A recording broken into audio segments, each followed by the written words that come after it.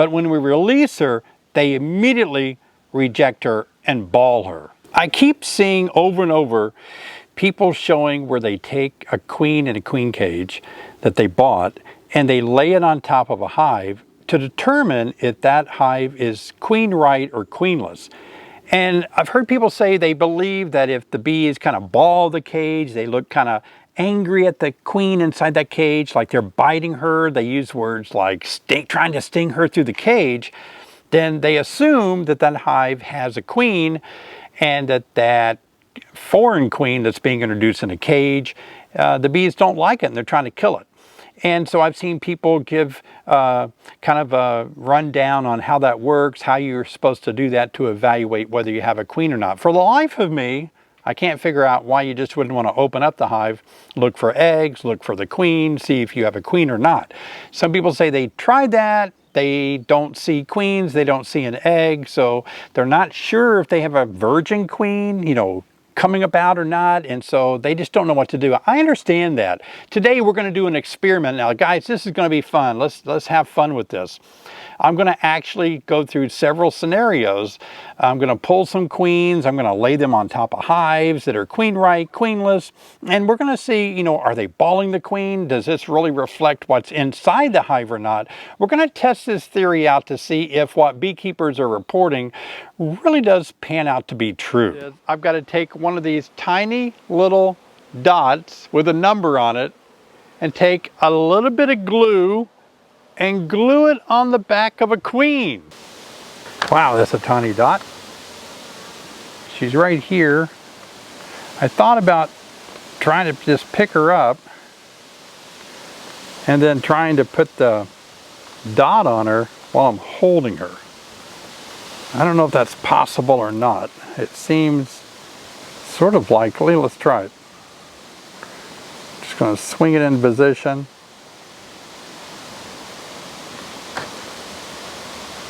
I'm going to hold it down. Darn, that was just too easy. That was a little easier than I thought it would be. What's her new number?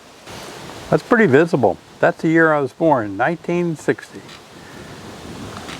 Stay in the middle. I need to cage the queen in this Benton queen cage for my experiment. And then I need to put about, at least 4 or 5 attendants in there. And let's see if we can first start with getting the queen in here. All right, I'm just going to take her like this and let her walk head first into the hole. She's a nice sized queen, isn't she? And she didn't walk head first into the hole. I'm going to pick her up and try it again. Good thing she's well mated. She can't fly. I got a hold of her legs. Now let's try that again. There we go. Perfect. Now she's in there. Now she needs some attendants to take care of her. So I'm going to keep my finger over the hole. I'm going to pick some young bees. Let's see. Oh, here's a young one right here. Almost too young. So what I like to do is just pick these attendants up, make sure the queen's not right by the hole, and then do the same thing. Let those attendants just kind of walk in. You want to pick up bees for attendants that are nurse bees that are taking care of larvae. Okay, everybody's off the hole, so we'll let that one walk in. All right, I got 2 in there now. Some people ask me, do I ever get stung putting attendants in queen cages? Heck yeah, I do. You got to shove their butt in there. That's where the stinger is. That one got away, so we'll just throw it back in the pile and start over. Here's a good age right here. Pick them up by their wings so the stinger can't be poking me. And then I just go head first with them as well, like this. And then give the push on the back. That gets me about up to 3. Let's get 2 more in there. Can't get a good, oh, I got her. All right, so let's just put her in there, head first. Be gentle, don't hurt her. And then push the abdomen in. 1 more, we'll call it good. Oh, here's a good one right here, actually. Okay, gotta trace her down. She's on the run. All right, got her. So let's go make sure they're not gonna come out head first and let her walk in. All right, we got everybody in there. Let's use a cork. All right, since we've got our queen in here, I've actually marked her with the number 60. She's got 5 attendants in there. We're actually gonna put it right on top of the top bars of a queen right colony, and let's see how the bees are gonna react. I see them kind of moving over toward the queen, probably picking up some pheromone maybe. This is a queen right colony. I want to give a shout out to Crystal Rose. She left a great comment. She said that she and her children love to watch my beekeeping videos. Tim and Shauna, thanks for watching, her 2 children. And she said Tim is often setting the record straight, telling the difference between a bee and a wasp. So that's great. Crystal, if you'll email us at longlanehoneybeefarms@gmail.com, I'll alert my staff because I want to send your kids something special. So please do that for me. It's really cool that they're so interested in beekeeping. Now let's watch this cage.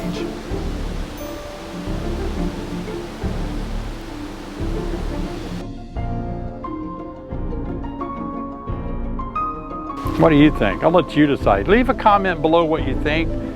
If you think these bees are acting like they want to kill the queen, or do they look like they're accepting her and they like her?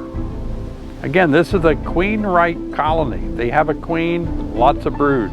Now, someone said that if you sweep the bees off and they return or it's hard to get them off, then it's a queen right colony. So what we're gonna do, take our hive tool and we're just gonna actually kind of rake off as many bees as we can like this. We'll do that on the other queenless colony too. This colony that's been queenless now for exactly 24 hours. Not going to use any smoke today. I pulled a queen out of another hive just a few minutes ago. So this is a queenless colony being given a queen. Let's see how this responds. Queenless colony after 24 hours being given a queen.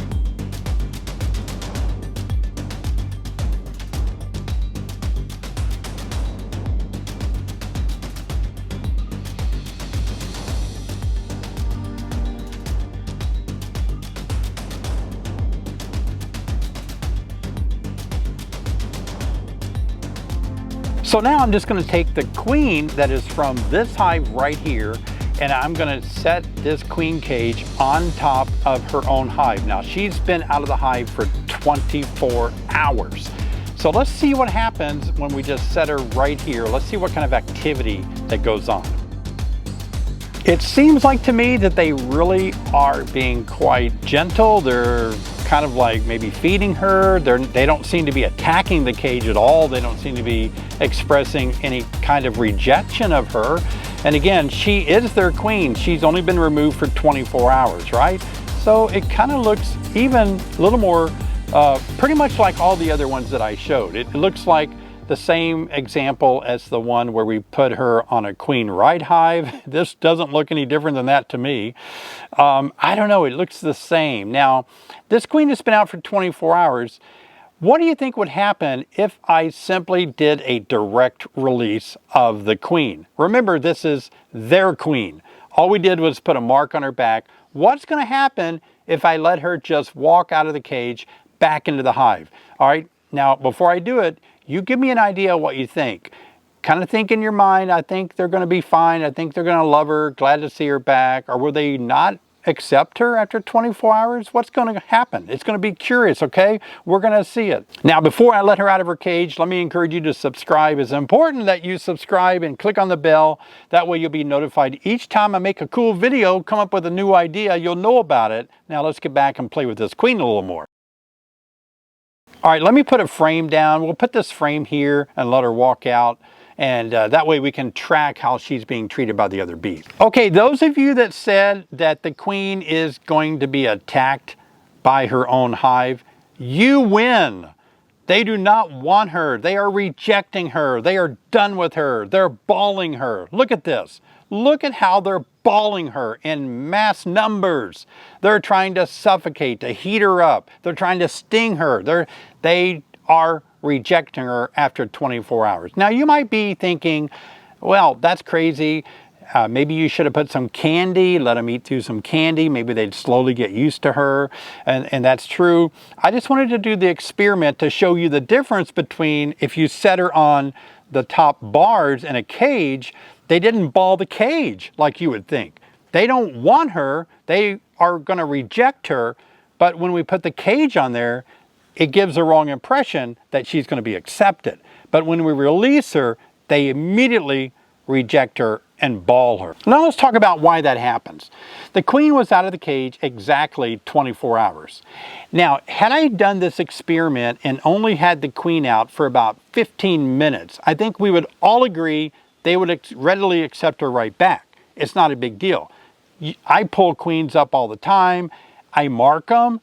And then I put them in a cage by themselves, and I'll put them in my pocket, maybe for 10 or 15 minutes to let the paint dry. And when I release her back in there, it's just hunky-dory, all is fine. But in this case, after 24 hours, why is it they rejected her? Some of you are going to say it's because they were without a queen and they've already started a process of making another replacement queen. You are exactly right. Why is that? Well, let's think about the life cycle of a honeybee. How long do honeybees live in the summertime? 35 to 40 days. Let's go with 40 days. Now, we're going to convert the lifespan of a bee into our human lives.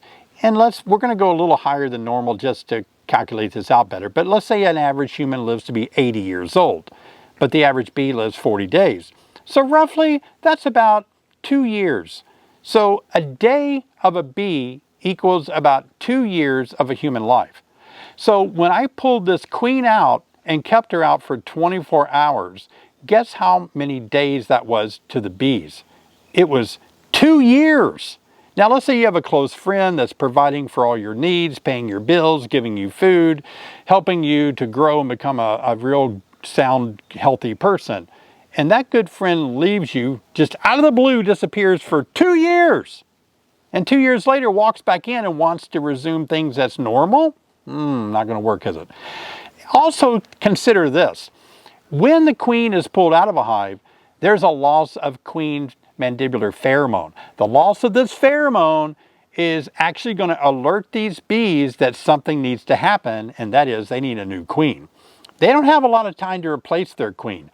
They only have maybe 3 to 5 days to do something because they have to take the eggs, when that larvae gets really young, like a 1, 2, 3 day old larvae, they have to start feeding it rural jelly, building out the queen cell. So they have to act fast. So that's what I said. If we did it 15 minutes, had her out for 15 minutes, put her back in, she would have been accepted. There's a point, probably 2 hours or more, that once it gets past that point, they're not going to accept her because they have already shifted gears. It's been too long without her, and now they're in the process of raising a new queen. For the life of me, I don't think this is a very scientific study. I'm not trying to say at all this is how it's going to happen every time.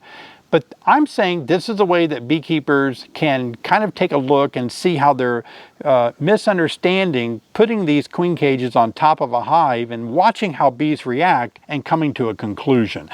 I don't think that's a good way to do it. You've got to get in there, you've got to monitor your bees, monitor your eggs, monitor your queen, so you know exactly what's going on in that hive. Now, to really take a scientific approach to this, we would have had to do a lot of things, a lot of controlled hives. We would have had to repeat the test many, many times over.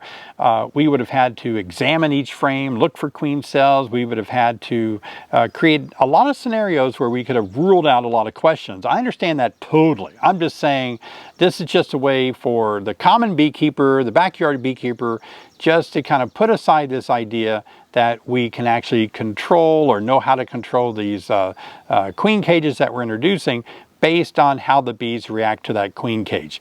That really doesn't tell us a lot. And I also wanted you to see what it looks like when a queen is being balled, attempting to be killed. Now, what we also want to do after I release this same queen back into the hive, and they really didn't take kindly to her, what I want to do is go into this hive after another 24 hours to see if we can find her. Did they finally decide to accept her and stop trying to ball her? How did it go?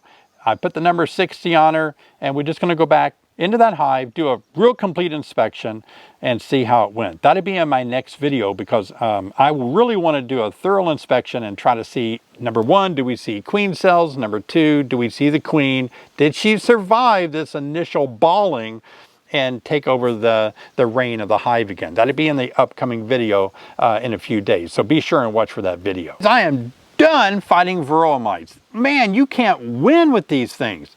So many beekeepers are thinking that varroa mites are easy, that, treat them once or twice a year, not a big deal. Nope, doesn't work. Oh my gosh. I am showing you many, many ways to use many treatment plans, both integrated pest management, where we don't use any chemicals at all or treatments. We use green drone comb. We use breaking the queen's brood cycle, screen bottom board, powdered sugar. A lot of you like to use things like this so you don't have to bring out the big guns. But look, there are times where I know we don't want to be natural. I know we want these the bees to kind of adapt to fight mites on their own.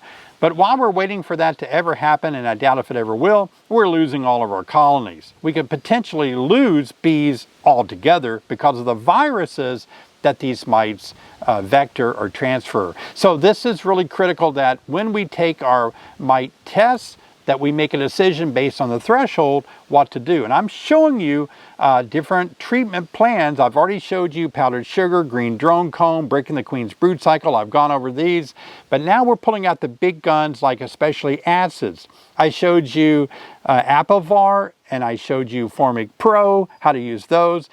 And one person said that I was promoting the companies, that companies were paying me. I assure you they were not. I did not get paid, and I'm not going to be paid by any chemical companies to talk about these products. I was not paid to do it, and I bought the actual products, these chemicals, myself with my own dollar.